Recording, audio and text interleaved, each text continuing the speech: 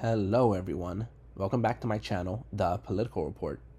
For today's video, I wanted to discuss the redistricting push that's happening all across the country, specifically in the state of South Carolina, where the Republican-controlled Senate in the state of South Carolina refused to take up a new midterm map that was going to create a gerrymander for the Republican Party that was heavily influenced and pushed by Trump's redistricting push across the nation.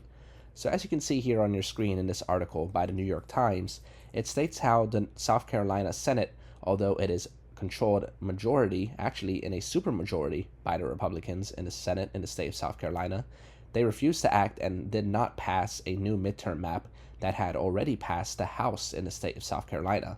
The reasoning behind this was that 45,000 voters had already voted early in the state of South Carolina. Now, a few holdouts in the Republican Party in South Carolina, specifically the Senate Majority Leader, specifically the Senate Majority Leader in the state of South Carolina, intentionally worked and sided with the Democrats in order to extend this session and this legislative push all the way to the very end, pushed into the early voting deadline for the state of South Carolina, to make sure that enough Democrats and enough voters in the state of South Carolina were able to get their ballots cast, and in this case over 45,000 were able to vote just on the first day of early voting, to sort of signify to the state Republicans and push them not to adopt the new map because of how many people had already voted. Now you might be asking, what was this new map? So as you can see here, you can see the current map that South Carolina has, which is a 6-1 Republican map, where you can actually see here that in the 7 districts, Republicans only have safe margins in around 5 of them, and in District 1 is only R+13. However, they do have a black majority district in the District 6, that is D+23, that is Clyburn's seat. And you can actually see in the House proposed plan that they actually passed, they were able to draw up and make every single South Carolina district pretty much safe. They were able to mix in all of the white communities to draw out the black communities in the 6th district, creating an entirely new set of maps here for the 7 districts in the state of South Carolina, where you can see pretty much all 7 of them are within safe Republican margins, except for District 6, that's only around Republican +11. That is still probably going to be safe for Republicans, no matter the environment. Now, this was the House map that ended up passing that the Senate was supposed to vote on. However, they failed and refused to take up the map today.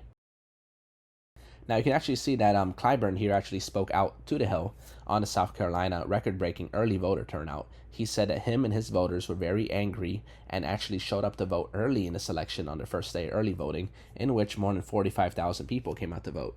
Actually, it says here approximately 44,600 people voted in person just by 3 p.m., not counting all of the people who voted by mail or absentee already in the election within the state of South Carolina.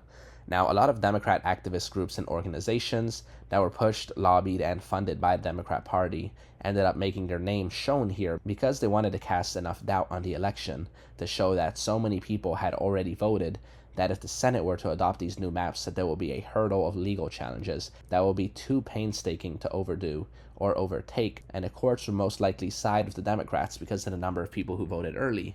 And this ploy ended up being successful thanks to some of the GOP holdouts that ended up helping the Democrats here by delaying the map and vote as long as possible. Now, the holdouts I'm actually talking about here is the Senate Majority Leader Shane Massey, where you can actually see that Shane Massey went on a tirade and actually had a speech in front of all his Republican colleagues where he was actually supporting and celebrating all of the Democrats in the state. You can see here that the state Majority Leader, in a rebuke to Trump and rambasting the Republican Party in the country, he said that, quote unquote, "I believe that our state is stronger with vibrant parties. I think we, as a whole, are stronger when we have a clash of ideas. I think that's true at the national level. I think it's true at the state level. We are stronger when we have a clash of ideas. We can discuss those policy goals," Massey said at the time. He said, quote unquote, "Republicans are stronger when the Democrat Party is vibrant and viable," as his justification for why he wanted to protect a black majority district in the state of South Carolina, despite the supermajority of his own party of all the Republicans in South Carolina being against him, trying to strike down this current map and implement the 7-0 Republican gerrymander that Trump was pushing for. Now, Trump was really pushing for this very hard, where he actually told South Carolina Republicans to be, quote unquote, bold and courageous ahead of the vote on redistricting.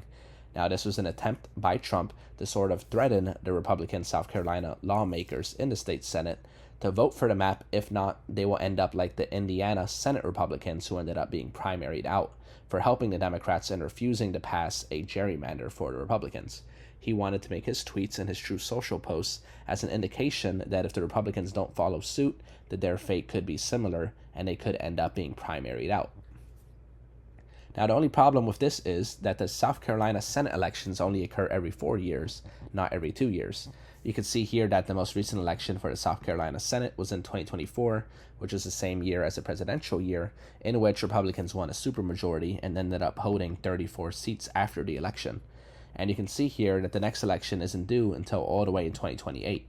So although Trump is making his threats known now, and now especially since the Senate Majority Leader went against Trump and rebuked his own party, the 4 or 5 Republican lawmakers here will probably have all the way up until 2028 to hope that Trump forgets about them or Trump doesn't think it's a big deal anymore to go for a redistricting push.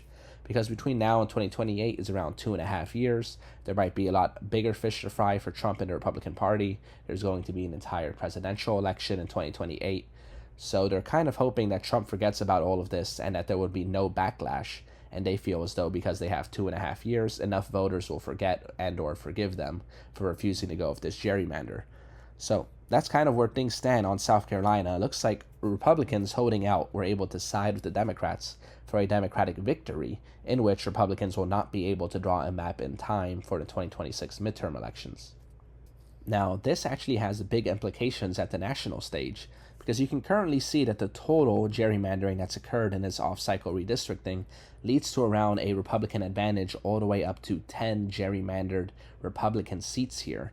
If you look at the maps in the states of Texas, Florida, Ohio, Missouri, Tennessee, North Carolina, Utah, and California, where Utah and California were either court mandated and or ballot initiative mandated redistricting that favored Democrats. In the state of California specifically, for their own Democrat gerrymander, where Democrats were able to pick up 3 to 5 seats there, that overall at a national level, Republicans were still up anywhere from 1 to 10, depending on how lean or safe those Republican seats are. And the fact that South Carolina was not able to add 1 safe Republican seat here means that the only 2 states Republicans have to bank on for the remainder of this midterm year is the state of Alabama and Louisiana. Now, if you look here in the 2026 House of Representatives elections, you can see here that the state of Louisiana is actually mandated by the court to redraw their districts. So it is very, very likely that at least one of the seats here will be redrawn to favor Republicans, and Republicans can safely assume that they will get one more flip out of the state of Louisiana, in spite of the fact that they did, in fact, lose South Carolina because the Republicans were able to hold out and work with the Democrats to prevent the map from actually being changed for this 2026 election. And outside of Louisiana, the only map we have left here will be Alabama. Now, Alabama is currently going through its own state and legal issue here, where Alabama was actually trying to pass a 2023 version of their map, in which I think it was a 6-to-1 Republican gerrymander again. Instead of having 2 black majority districts, they only had 1 black majority district. However, a local federal court actually put a pause on that map, which is now being appealed to the U.S. Supreme Court, in which the U.S. Supreme Court only has around 1 or 2 weeks to respond to see if Republicans are able to get that 1 additional gerrymander. So as you can see here, because of Republicans' failed efforts in the state of South Carolina, Republicans might only be looking at a 3-to-12 Republican gerrymander flip at the national scale for these 2026 midterm elections, when they could have potentially gotten 1 or more seats here in South Carolina, or if Republicans in the state of Indiana earlier last year were actually able to pass the redistricting, this South Carolina setback could end up making the difference in the House of Representatives if Republicans overperform and the races are a lot closer than anticipated. So that's all I wanted to cover for today's video. If you had any questions or you wanted to give your own input on the redistricting race nationwide in the year 2026 for this midterm election, go ahead and leave a comment down below. Also, if you have any ideas or video suggestions about what you want to see next, you can also leave that as a comment down below. If you enjoyed the video, please make sure to leave a like and hit subscribe if you want to see more videos later this week. Thank you all, and I'll see you all in the next video.